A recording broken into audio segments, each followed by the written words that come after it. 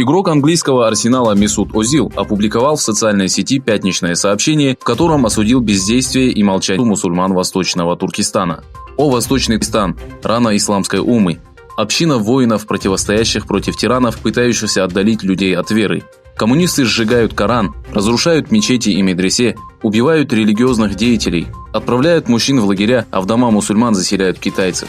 Несмотря на все это, мусульмане хранят молчание, позабыв о том, что безмолвие перед тиранией является несправедливостью. Али, да будет доволен им Аллах, говорил: если не можешь остановить несправедливость, хотя бы осведоми об этом других». В последние дни данный вопрос стоит на повестке дня западных СМИ. Где мусульмане? Неужели они не знают, что нейтралитет по отношению к вопросу тирании является бесчестием? Неужели они не знают, что спустя годы наши братья будут помнить предательство уммы? «О Всевышний, прошу тебя помочь нашим братьям», – пишет Озил.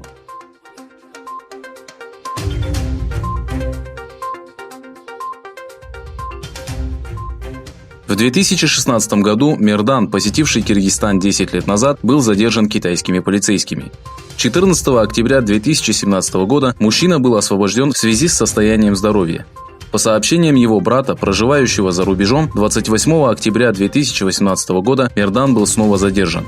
Напомнив слова Шухрата Закира, заявившего, что узники, содержащиеся в лагерях, окончили учебу, брат Мердана обратился к губернатору Восточного Туркестана со следующими словами: «Где находится мой брат?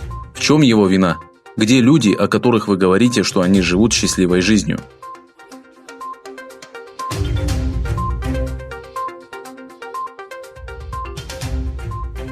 Президент США Дональд Трамп сообщил о заключении договора по первой фазе торговых переговоров с Китаем.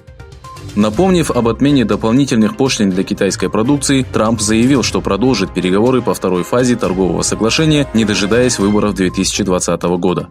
В свою очередь, заместитель министра торговли Китая заявил, что США последовательно снизит дополнительные пошлины для китайской продукции.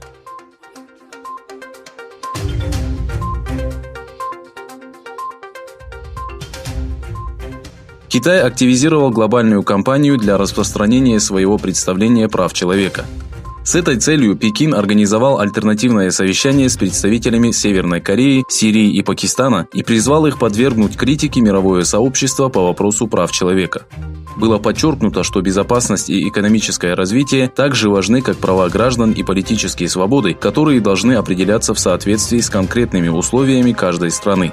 Лагеря перевоспитания, называемые образовательными центрами, в которых за последние годы уйгуры и тюрки подвергаются пыткам и культурному геноциду, столкнулись с жесткой критикой международного сообщества.